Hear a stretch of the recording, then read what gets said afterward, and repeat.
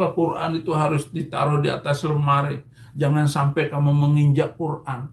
Apa bedanya dengan buku tulisan-tulisan porno diinjak-injak juga? Itu kan dari kertas juga. Dan untuk kalian, para saudara-saudara Kristen yang berpikir waras, yang berakal sehat, saya rasa kalian tidak akan setuju dengan apa yang disampaikan oleh Saifuddin Ibrahim.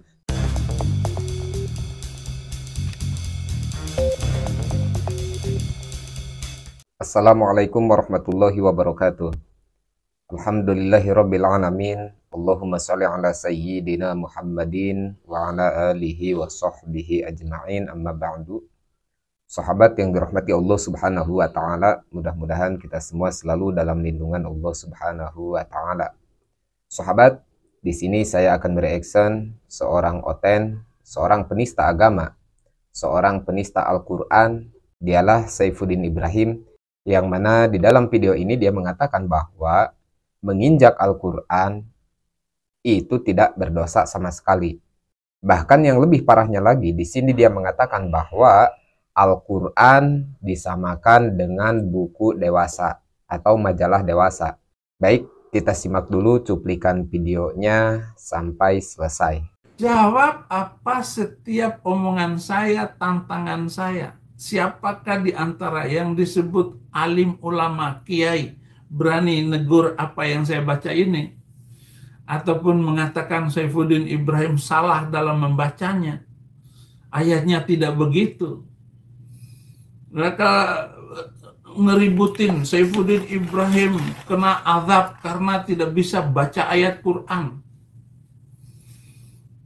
Saya nggak perlu lagi bisa atau tidaknya, dan saya nggak berdosa nggak baca itu, nggak ada dosanya.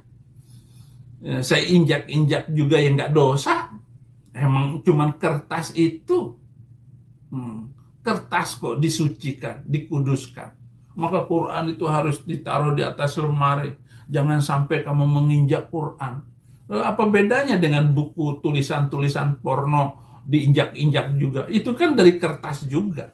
Kenapa kok tiba-tiba kalau ada huruf Arabnya kok tiba-tiba kudus dan suci? Baik sahabat, di sini saya akan menjawab tuduhan-tuduhan atau fitnah-fitnah yang disampaikan oleh Saifuddin Ibrahim ini, tanpa ada rasa kebencian kepada para umat Kristen. Saya tidak pernah membenci umat Kristen atau umat-umat di luar daripada umat agama Islam, selama mereka mau saling menghargai, selama mereka mau saling menghormati.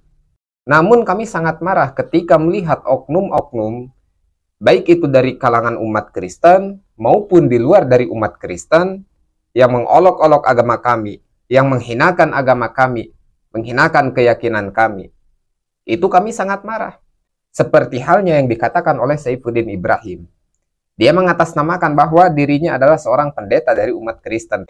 Tapi ketika kita melihat ucapannya seperti itu, saya rasa umat Kristen pun yang berpikir normal, yang berpikir waras, tidak akan setuju dengan apa yang disampaikan oleh Saifuddin Ibrahim.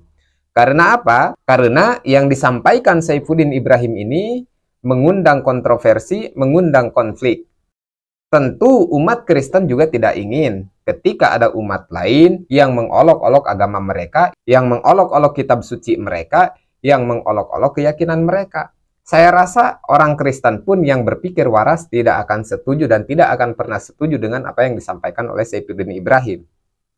Contohnya, ketika Saifuddin Ibrahim mengolok-olok kitab suci kami, yaitu Al-Quran, tentu kalau misalkan umat Islam marah, geram dengan apa yang disampaikan oleh Saifuddin Ibrahim, membalas statementnya dengan mengatakan bahwa kitab Kristen adalah kitab palsu, kitab Kristen adalah bukan kitab suci, kitab Kristen sama dengan tulisan-tulisan porno.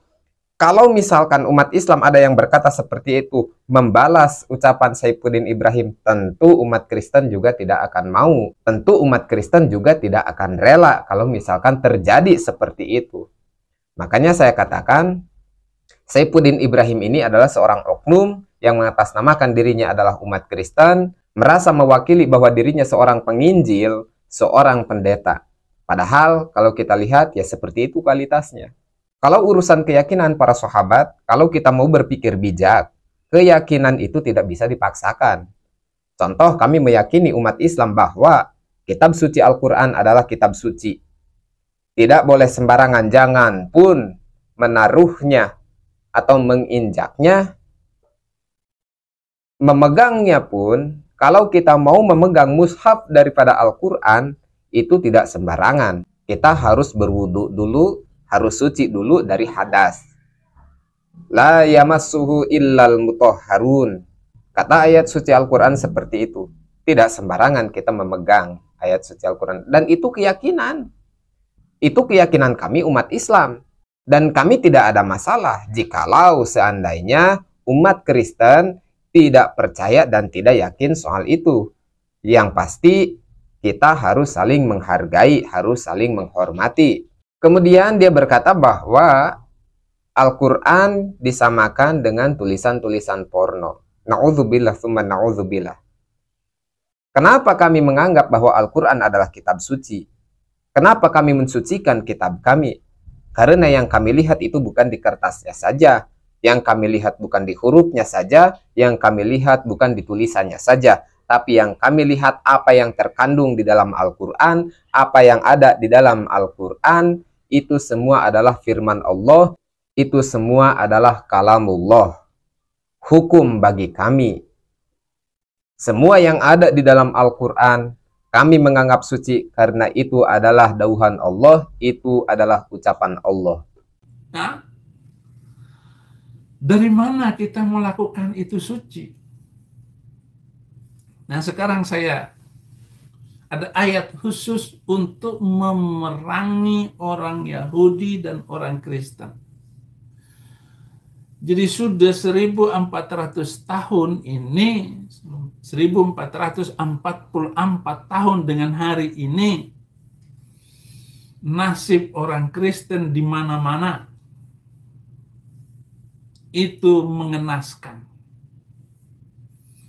Kita bersyukur Pancasila adalah undang-undang negara Indonesia. Maka kita harus mendukung. Jangan mendukung mereka itu, kadrunia itu. Nah, para sahabat, itu adalah fitnah. Itu adalah dusta yang nyata. Karena apa?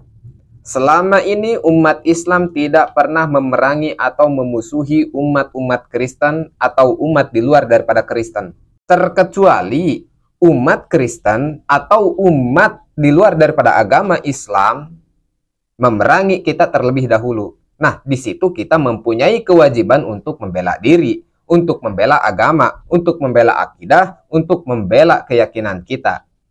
Makanya di situ kami menyebut itu adalah jihad fisabilillah. Seperti contohnya yang ada di Palestina, atau yang ada di Rohingya, atau yang ada di India beberapa tahun yang lalu.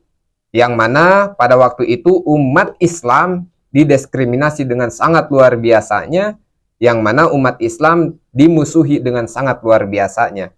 Itu kita mempunyai kewajiban untuk membela diri. Kemudian di situ dia menunjukkan ketululannya, menunjukkan kebodohannya dengan berkata bahwa Pancasila adalah undang-undang negara Indonesia. Jangan pun kita para sahabat, anak SD sekalipun itu sudah pada tahu semua bahwa Pancasila itu bukan undang-undang negara Indonesia, tapi Pancasila adalah dasar negara Indonesia, Pancasila adalah lambang negara Indonesia. Yang mana di dalam Pancasila itu ada 5 sila. Saya rasa anak SD pun itu sudah pada tahu semua. Tapi kok bisa Saifuddin Ibrahim yang mengatakan bahwa dirinya adalah pendeta tidak tahu Pancasila acan? Kan lucu. Justru yang tidak mematuhi apa yang ada di dalam Pancasila adalah orang-orang seperti ini. Orang-orang dungu, orang-orang tolol, orang-orang bodoh. Makanya para sahabat, saya ingatkan apa yang disampaikan oleh Saifuddin Ibrahim ini adalah dusta yang nyata, adalah fitnah. Dan untuk kalian, para saudara-saudara Kristen yang berpikir waras, yang berakal sehat, saya rasa kalian tidak akan setuju dengan apa yang disampaikan oleh Saifuddin Ibrahim. Karena apa? Yang disampaikan oleh Saifuddin Ibrahim itu nantinya akan mengundang kontroversi, nantinya akan mengundang masalah untuk kalian sendiri juga. Kalau kita ingin hidup damai, kalau kita ingin hidup rukun antar agama, saya menghimbau kepada semuanya, tolong hentikan, stop menista agama lain, stop mengolok-olok agama lain. Karena tidak akan ada manfaatnya untuk kita, tidak akan membuat hidup kita menjadi lebih baik lagi. Mudah-mudahan kita semua selalu dilindungi Allah Subhanahu wa taala. Allahumma hdina siratal mustaqim. Assalamualaikum warahmatullahi wabarakatuh.